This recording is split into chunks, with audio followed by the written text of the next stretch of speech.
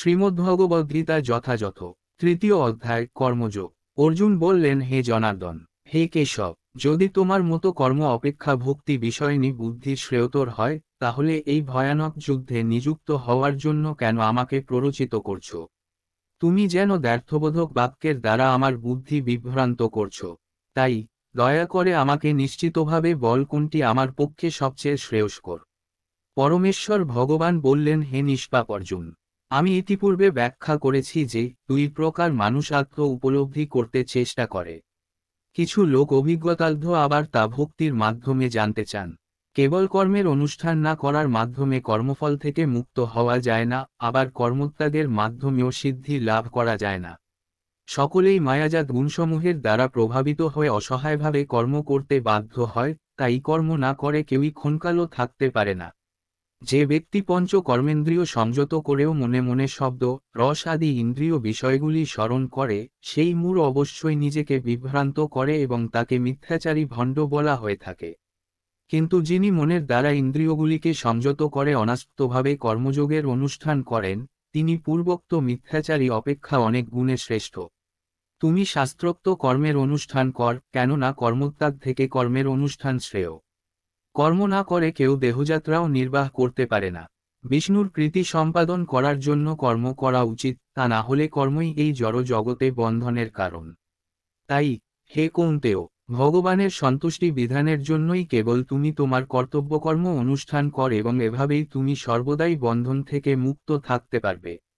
সৃষ্টির প্রারম্ভে সৃষ্টিকর্তা যজ্ঞাদি সহ প্রজাস্কল সৃষ্টি করে বলেছিলেন, এই যজ্ঞের দ্বারা তোমরা উত্তরোত্তর সমৃদ্ধ হও। এই যজ্ঞ তোমাদের সমস্ত অভীষ্ট পূর্ণ করবে। তোমাদের যজ্ঞ অনুষ্ঠানে প্রীত হয়ে দেবতারা তোমাদের প্রীতি সাধন করবেন। এভাবেই পরস্পরের প্রীতি সম্পাদন করার মাধ্যমে তোমরা পরম মঙ্গল লাভ করবে।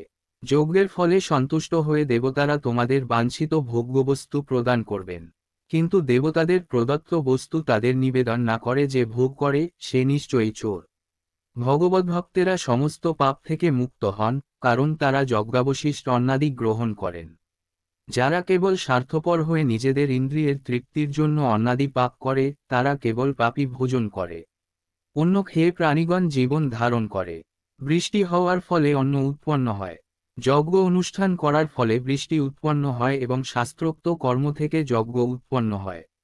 যজ্ঞাদি কর্ম বেদ থেকে উদ্ভূত হয়েছে এবং বেদ অক্ষর বা পরমেশ্বর ভগবান থেকে প্রকাশিত হয়েছে।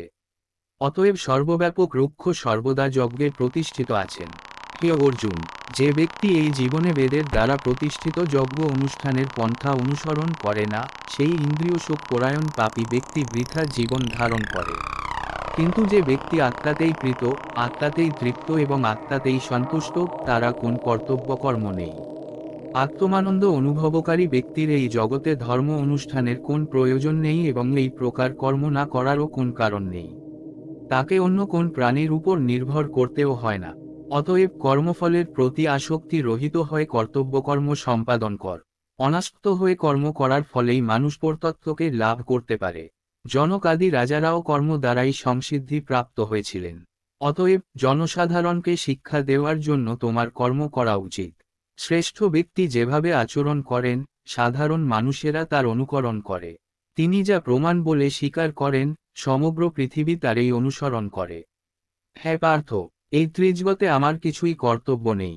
আমার অপ্রাপ্ত কিছু নেই এবং প্রাপ্তব্যও কিছু নেই। তবু আমি কর্মে ব্যাপৃত আছি। হে পার্থ, আমি যদি অলস হয়ে কর্তব্যকর্মে প্রবৃত্ত না হই, তবে আমার অনুবর্তী হয়ে সমস্ত মানুষই কর্ম ত্যাগ করবে। আমি যদি কর্ম না করি, তাহলে এই সমস্ত লোক উৎসন্ন হবে। আমি বর্ণসংকর সৃষ্টির কারণ হব এবং তার ফলে আমার দ্বারা সমস্ত প্রজা বিনষ্ট হবে। হে ভারত, অজ্ঞানীরা যেমন কর্মফলের প্রতি আসক্ত হয়ে তাদের কর্তব্যকর্ম করে, তেমনি জ্ঞানীরা অনাসক্ত হয়ে মানুষকে সঠিক পথে পরিচালিত করার জন্য কর্ম করবেন। জ্ঞানবান ব্যক্তিরা কর্মাসক্ত জ্ঞানহীন ব্যক্তিদের বুদ্ধি বিভ্রান্ত করবেন না, বরং তারা ভক্তিযুক্ত চিত্তে সমস্ত কর্ম অনুষ্ঠান করে জ্ঞানহীন ব্যক্তিদের কর্মে প্রবৃত্ত করবেন। অহংকারে মহাচ্ছন্ন জীবজোড়া প্রকৃতির ত্রিগুণ দ্বারা ক্রিয়মান সমস্ত কার্যকে স্বীয় কার্য বলে মনে করে, আমি কর্তা, এই রকম অভিমান করে। হে মহাবাহ, তত্ত্বজ্ঞ ব্যক্তি ভগবদ্ভক্তিমুখী কর্ম ও সকাম কর্মের পার্থক্য ভালোভাবে অবগত হয়ে কখনো ইন্দ্রিয় সুখ ভোগাত্মক কার্যে প্রবৃত্ত হন না। যারা প্রকৃতির গুণের দ্বারা মহাচ্ছন্ন হয়ে অজ্ঞান ব্যক্তিরা জাগতিক কার্যকলাপে প্রবৃত্ত হয়, কিন্তু তাদের কর্ম নিকৃষ্ট হলেও তত্ত্বজ্ঞানী পুরুষেরা সেই মন্দবুদ্ধি ও অল্পজ্ঞ ব্যক্তিগণকে বিচলিত করেন না। অতএব হে অর্জুন, অধ্যাত্মচেতনা সম্পন্ন হয়ে তোমার সমস্ত কর্ম আমাকে সমর্পণ কর এবং মমতাশূন্য, নিষ্কাম ও শোকশূন্য হয়ে তুমি যুদ্ধ কর। আমার নির্দেশ অনুসারে যে সমস্ত মানুষ তাদের কর্তব্যকর্ম অনুষ্ঠান করেন এবং যারা শ্রদ্ধাবান ও মাৎসর্য রহিত হয়ে এই উপদেশ অনুসরণ করেন, তারাও কর্মবন্ধন থেকে মুক্ত হন। কিন্তু যারা অসূয়াপূর্বক আমার এই উপদেশ পালন করে না, তাদেরকে সমস্ত জ্ঞান থেকে বঞ্চিত, বিমূঢ় এবং পরমার্থ লাভের সকল প্রচেষ্টা থেকে ভ্রষ্ট বলে জানবে। জ্ঞানবান ব্যক্তিও তার স্বভাব অনুসারে কার্য করেন, কারণ প্রত্যেকেই ত্রিগুণজাত তার স্বীয় স্বভাবকে অনুগমন করেন। সুতরাং নিগ্রহ করে কি লাভ হবে? সমস্ত জীবই ইন্দ্রিয়গ্রাহ্য বস্তুতে আসক্তি অথবা বিরক্তি অনুভব করে, কিন্তু এভাবে ইন্দ্রিয় ও ইন্দ্রিয়ের বিষয়ের বশীভূত হওয়া উচিত নয়, কারণ তা পারমার্থিক প্রগতির পথে প্রতিবন্ধক। স্বধর্মের অনুষ্ঠান দোষযুক্ত হলেও উত্তমরূপে অনুষ্ঠিত পরধর্ম থেকে উৎকৃষ্ট। স্বধর্ম সাধনে যদি মৃত্যু হয় তাও মঙ্গলজনক, কিন্তু অন্যের ধর্মের অনুষ্ঠান করা বিপজ্জনক। অর্জুন বললেন, হে বার্ষ্ণেয়, মানুষকার দ্বারা চালিত হয়ে অনিচ্ছা সত্ত্বেও যেন বলপূর্বক নিয়োজিত হয়েই পাপাচরণে প্রবৃত্ত হয়। পরমেশ্বর ভগবান বললেন, হে অর্জুন, রজগুণ থেকে সমুদ্ভূত কামী মানুষকে এই পাপে প্রবৃত্ত করে এবং এই কামী ক্রোধে পরিণত হয়। কাম সর্বগ্রাসী ও পাপাত্মক, কামকেই জীবের প্রধান শত্রু বলে জানবে। অগ্নি যেমন ধূম দ্বারা আবৃত থাকে, দর্পণ যেমন ময়লার দ্বারা আবৃত থাকে অথবা গর্ভ যেমন জরায়ুর দ্বারা আবৃত থাকে, তেমনি জীবাত্মা বিভিন্ন মাত্রায় এই কামের দ্বারা আবৃত থাকে। কামরূপী চিরশত্রুর দ্বারা জীবের শুদ্ধ চেতনা আবৃত হয়।